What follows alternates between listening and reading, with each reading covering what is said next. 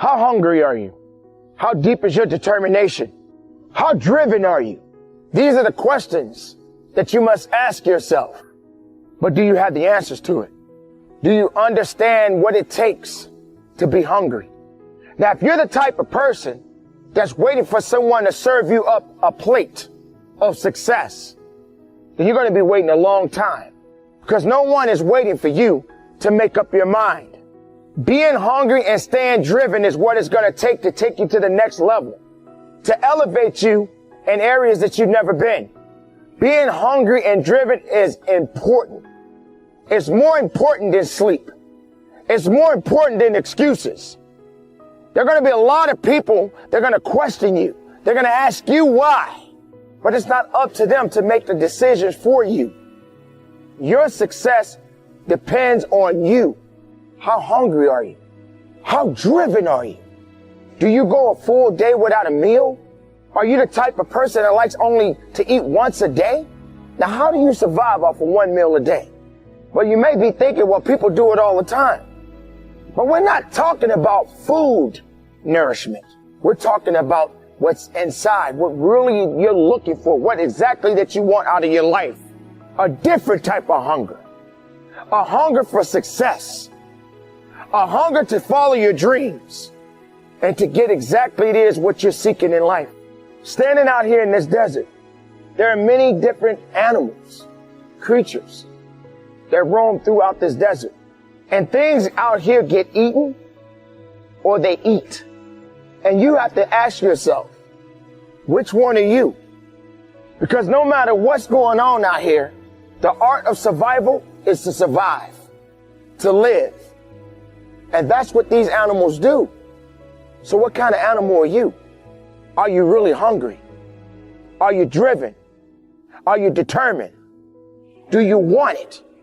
Are you going to do everything that is necessary to get it? Because there's no pity out here in this desert.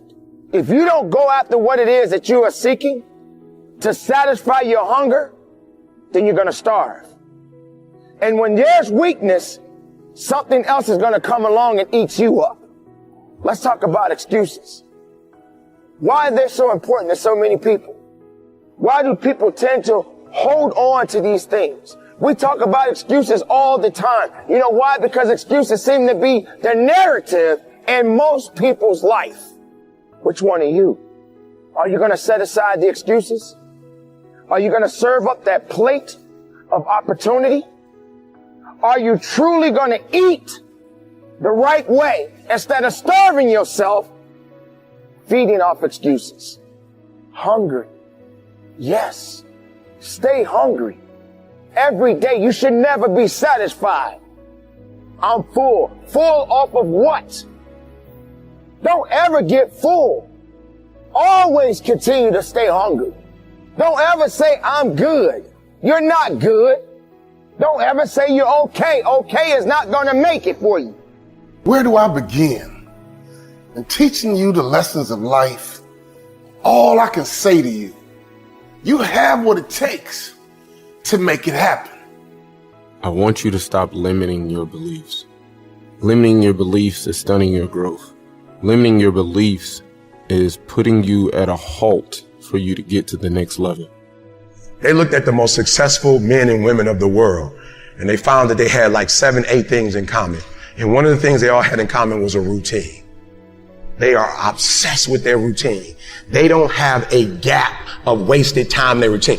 You know, I realized the reason why I'm so successful and the reason why I don't get in trouble like I used to when I was younger is because when I was younger, man, my schedule had so many gaps in it. I got up the other day like at 3 o'clock in the morning and I woke up and I was just walking around I was like, I'm so tired. I heard the devil say, go back to sleep. I was like, yeah, you're right. I should go back to sleep.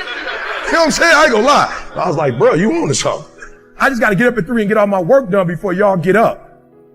I just got to make all my phone calls while y'all still sleep. I just got to make all my phone calls while y'all party. In order for you to believe in yourself, in order for you to get to another level in life, you need to understand that winners win and losers lose.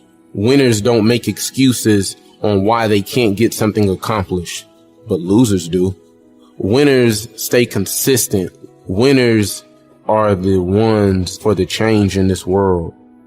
Oh, do you think you're too smart? You're strong enough. How do you think you're too strong? See, to be strong, I need you to be weak. I need you to be vulnerable and say, you know what, I can't do it by myself.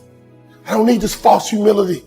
I need you to be real, because the next time you get an opportunity, you got to be ready, because we're turning dreams into reality.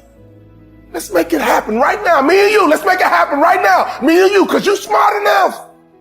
Losers, they have a limited belief system in their self of making excuses, procrastinating, being lazy. And we're going to make it happen, my man. Hey, sister, we're going to make it happen, but you got to get out your comfort zone. You got to do something you've never done before to get something you never had. We got to make it happen, and you got to take advantage of it. You got to maximize the moment to make it happen.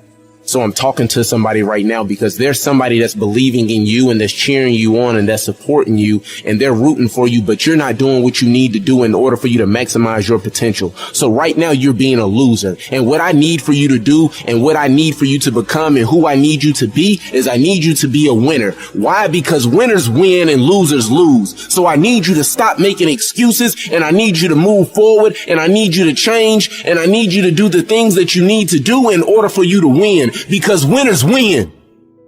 The clock keeps ticking. I need you to rise up right now. And I need you to create something good. Make it happen. Let me break this down just for a moment. Make means to create something. Now, I'm not even going to talk about creating something good. I'm not going to talk about creating something bad. Make it happen. What I'm talking about is that when you make something, you create that thing. And so my question for you is simple. You already know how to create something. In fact, you've created something already. Don't look at me like that. Don't look dumbfounded. You are too old to realize that you have not made something already. You've been on this earth way too long not to understand that. You have been designed by God to create. You're innovative. You're passionate. But my question is, do you like what you have created so far? I mean, think about it. Based on your life up until this moment, do you like what you have created so far? Are you proud of what you created so far? Are you excited about what you created so far? By what you created so far, does it make you happy? See, I've seen millions of people who've been successful. I've seen millions of people that are successful.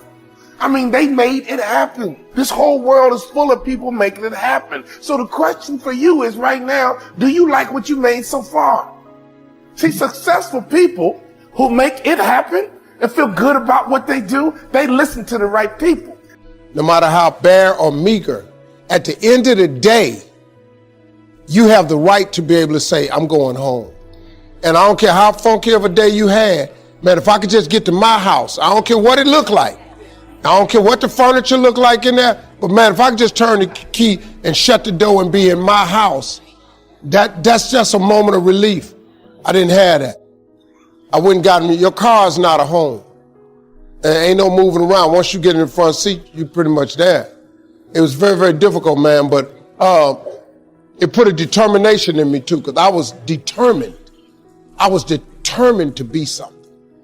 And my dreams of being a TV personality was bigger than, I was homeless, man. I mean, you're in a position where you're going, I got nowhere to go except up. I might as well keep hustling. I was in comedy. I just wasn't making nothing. All the money I was making, I was sending back home to my wife and kids. That didn't last long. She got tired of that real fast. But I couldn't go back to Cleveland because I wouldn't have enough money to drive back down south to perform. One time I drove to the house in Cleveland. I finally got enough money. I drove to the house in Cleveland and everybody was gone. I didn't see my kids for almost 2 years. I ain't see her, nothing. So they just left, boarded up the house. So next thing you know, I'm in the car. I lived there, but it taught me determination, man. I'm a really, really determined person. It also taught me that no matter what happens to you, it ain't over. As long as God wakes you up, that means he ain't through with you yet. And if he wakes you up, you got a shot to correct it and get it right. And he kept waking me up. So I figured, okay, God wakes you up. that also means that he has something for you that you've yet to receive. So as long as he was waking me up, I figured what else? He can't take nothing else from me. I ain't got nowhere to stay. So I just kept asking. It drew me closer to it because I had nothing else. He had to take everything from me to get my undivided attention. So he did it. He took it, stripped me down. I need to pay attention to him. I had to remember what my mama taught me as a Sunday school teacher. So he took everything from me. And I had nothing but him. So I just talked to him all the time. I got real strong in that car. You know, I learned a lot of stuff in that car. I think humility was a thing that I learned.